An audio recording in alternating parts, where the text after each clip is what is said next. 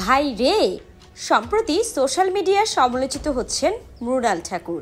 কারণ পুরো এক সাক্ষাৎকারে বিপাশা বসুকে ম্যানলি বলে সম্বোধন করেছেন এবং তার লুকস নিয়েও বাজে মন্তব্য করেছেন। বলেছেন বিপাশার থেকে আমি অনেক বেশি সুন্দর। বিষয়টা কেমন না বলেন? অবশ্য এইবারই প্রথম নয়, এর আগে কারিনা কাপুরও বিপাশা বসুকে কাল্লিবিল্লি বলে সম্বোধন করেছেন।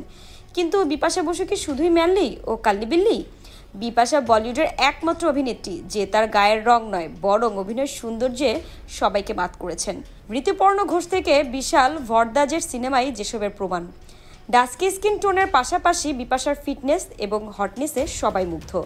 বলিউড নায়িকাদের চিরাচরিত সৌন্দর্যকে চ্যালেঞ্জ জানিয়ে বিপাশা বলিউডে নিজের সময় এক প্রকার রাজত্বই করেছেন, যে কারণে বিপাশার প্রতি মুগ্ধতা প্রকাশ করে ডেডিকেটেড করা হয়েছে সম্পূর্ণ একটি গান। কারো কারো চোখে বিপাশা ম্যানলি বা কাল্লিবিলি হতেই পারেন, কিন্তু সর্বসাধারণের কাছে বিপাশা বসু একজন দারুণ performer, iconic and one of the most sexiest women Bollywood hand over scene. তবে বিপাশা বসু খুব সুন্দরভাবে বিষয়টি হ্যান্ডেল করছেন।